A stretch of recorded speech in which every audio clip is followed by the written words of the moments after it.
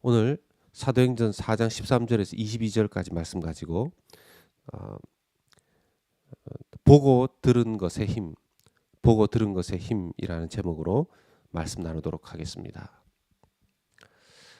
요즘 계속해서 여러 가지 뉴스들이 등장을 하지만 그 중에 가장 1년여 넘게 우리에게 뉴스가 된 것이 바로 이 코비드 19입니다.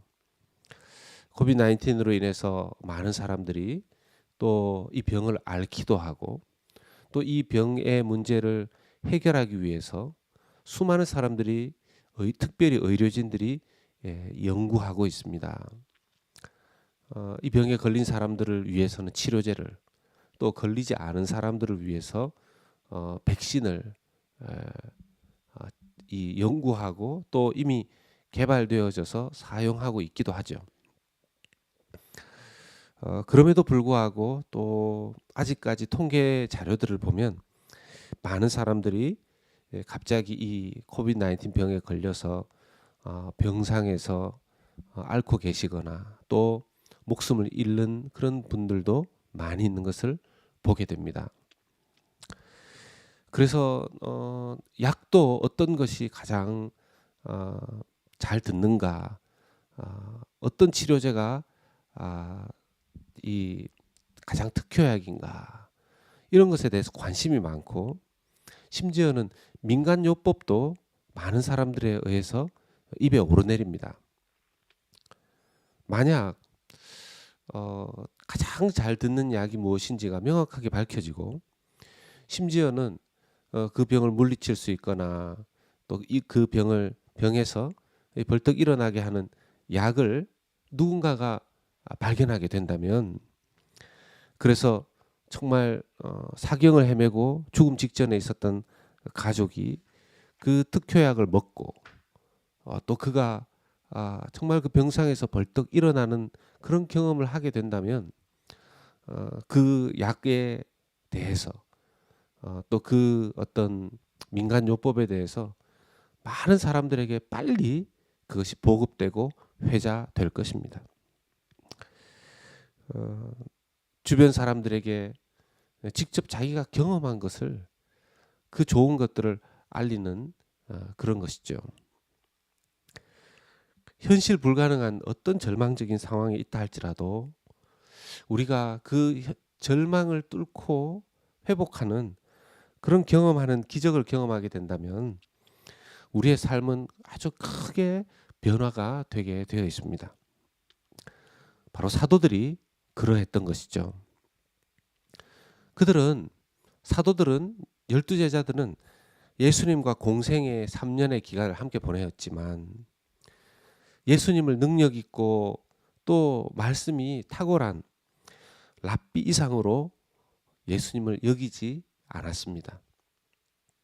그래서 급기야 예수님께서 십자가형을 당하실 때 자신들의 스승님이, 선생님이 사형을 당했을 때 그들은 절망하여 다 뿔뿔이 흩어진 것이죠.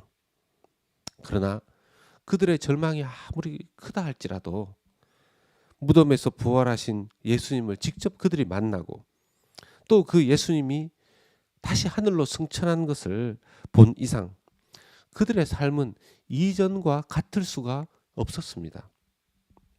3년 동안 예수님이 하셨던 말씀은 다 진리라는 것을 그들이 깨닫게 되었고, 그렇다면 예수님은 정말 죄를 사해 주시는 하나님의 독생자이시고 또 예수님께서는 다시 오실 분이라는 것이 그들의 마음 가운데 정말 그들이 보고 그 들은 것에 대한 담대한 확신이 그들에게 생길 수밖에 없었던 것이죠.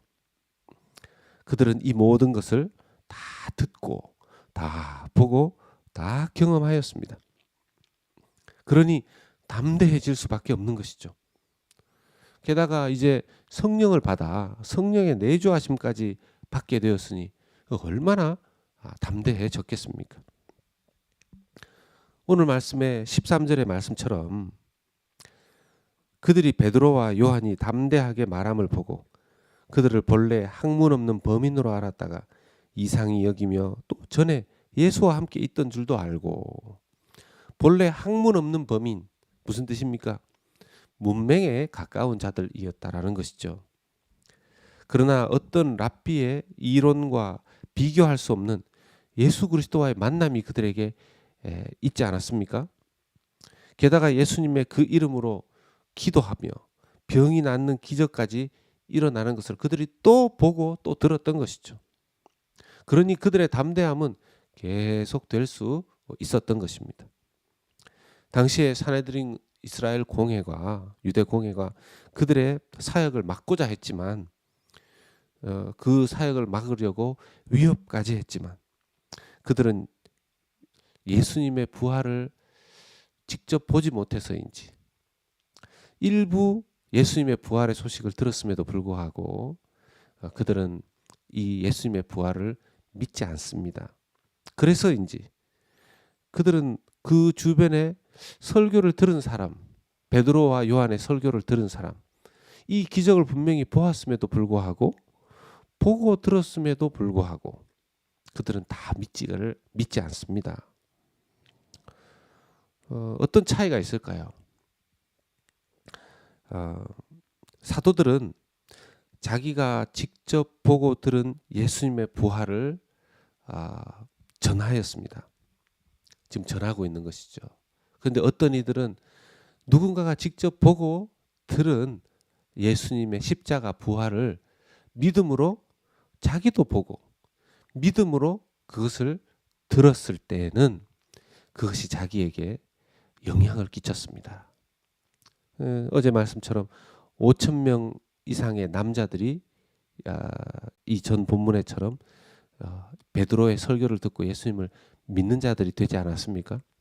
그런데 이 산헤드린 공회 의원들 그들은 이 복음을 들었지만 또 병 나은 사람이 바로 그 옆에 있었지만 심지어 성경에서 22절에 그 표적으로 병 나은 사람이 40여 세 되었다. 성경에 굳이 왜 나이까지 언급했겠습니까? 실제로 그 일이 벌어졌다 하는 것을 구체적으로 기록해 놓은 것이죠. 실제로 그런 일이 벌어졌음에도 불구하고 그들은 믿음으로 받아들이지 않습니다. 그들은 자신들이 믿지 않는 예수의 이름이 전파되는 것을 원하지 않았습니다. 이미 그 모든 것을 경험해 버린 사도들, 그들과 예수님을 믿지 않는 자들의 자세가 이렇게 차이가 나는 것이죠. 19절 하반절에 보면 사도들은 이렇게 말합니다. 하나님 앞에서 너희의 말을 듣는 것이 하나님의 말씀을 듣는 것보다 옳은가 판단하라. 하나님 앞에서 너희의 말을 듣는 것이 하나님의 말씀을 듣는 것보다 옳은가 판단하라. 그러면서 20절에 우리는 보고 들은 것을 말하지 아니할 수 없다. 아멘. 우리는 보고 들은 것을 말하지 아니할 수 없다. 사도들은 직접 예수님의 십자가의 죽으심과 무덤에서의 부활하심과 예수님의 승천을 보았습니다. 그리고 예수님께 하나님 나라에 대한 일들을 3년 동안 그리고 예수님의 부활 후 승천하시기까지 40일의 기간 동안 다 들었습니다. 직접 보고 들었으니 예수님의 살아나심을 보았으니 그들이 담대해질 수밖에 없는 것이죠. 하나님의 살아계심을 듣고 봐버린 것입니다. 어떤 위협도 소용이 없었습니다. 우리가 만약 오늘을 살면서 담대하게 복음으로 살아가고 담대하게 복음을 전하지 못한다면 세상의 분위기, 세상의 위협, 압력 이런 것들에 위축되고 두려워한다면 이유가 무엇일까요? 그것은 내가 아직 예수님의 부활을 믿음으로 듣고 보지 못했기 때문입니다. 물론 우리는 사도들처럼 예수님을 직접 보는 것이 아니라 믿음으로 사도들이 전한 그 복음을 하나님의 말씀을 통하여서 예수 그리스도의 죽음과 부활을 듣고 볼 수 있습니다. 그런데 여기에는 믿음이 필요한 것이죠. 믿음이 필요한 것입니다. 그 십자가의 죽음과 부활을 내가 직접 믿고 그 주님의 이름으로 살아간다면 그 믿음으로 예수님의 십자가의 복음을, 부활의 복음을 말씀을 통해서 보고 말씀을 들음으로 믿음으로 그것을 연결시킨다면 누구나 오늘도 사도들처럼 담대해질 수 있을 것입니다. 베드로와 요한의 사역이 정말 부럽다면 우리는 베드로와 요한이 듣고 본 예수 그리스도를 우리도 믿음으로 보고 들으면 되는 것입니다. 또한 그런 믿음으로 살아갈 때 예수 그 이름을 선포하며 복음을 전하게 됩니다. 말씀을 맺습니다. 내가 먼저 주 예수님의 십자가와 죽으심과 부활을 분명히 믿어야 할 것입니다. 우리의 믿음의 힘, 믿음의 담대함은 바로 거기에 있습니다.